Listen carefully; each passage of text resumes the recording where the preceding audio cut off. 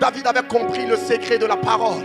David avait compris que la parole était indispensable. Il dit, comment le jeune homme rendra-t-il ses sentiers purs? C'est en se tournant vers ta parole. C'est en marchant dans tes voies. C'est en marchant dans les sentiers de ta parole. Il dit, ta parole éclaire mes sentiers. Ta parole illumine mes voies. Je ne peux pas marcher sans ta parole. Je ne peux pas poser un pas sans ta parole. Je ne peux rien faire sans ta parole. Ta parole est l'épicentre de ma vie. Ta parole est ce qui contrôle ma vie. Ta parole est ce qui donne de la lumière à ma vie. J'aimerais te dire, Dieu t'a donné une puissance et cette puissance se trouve dans la parole. À partir d'aujourd'hui, tu vas expérimenter la puissance de Dieu au travers de sa parole au nom de Jésus. Il dit, mes paroles sont esprit et vie. Mes paroles sont esprit et vie.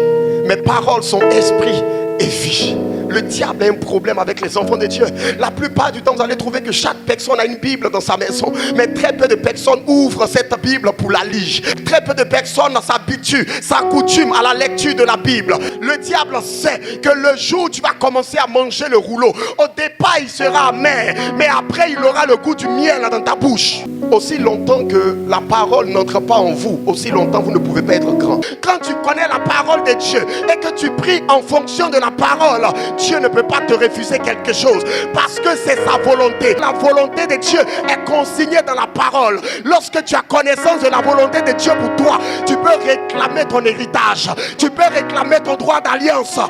Un chrétien ne peut pas être puissant et triompher du diable sans le livre de loi qui est la Bible. Il y a une puissance que Dieu nous a donnée au travers de la parole. C'est la raison pour laquelle lorsque tu te retrouves à l'hôpital et qu'on te donne un diagnostic, lorsque la parole de Dieu est en toi et que cette parole est enracinée, tu es capable de dire non.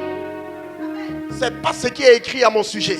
C'est pas ce que Dieu m'a dit dans la Bible. La qualité de vie que tu mènes et la durabilité de vie que tu as dépendent en fait de la dose de la parole que tu as à l'intérieur de toi. Nous sommes convaincus que vous avez été bénis et fortifiés par l'Esprit de Dieu à travers ce message. Si vous avez des questions ou des préoccupations de quelque nature que ce soit, nous serons honorés de vous accompagner.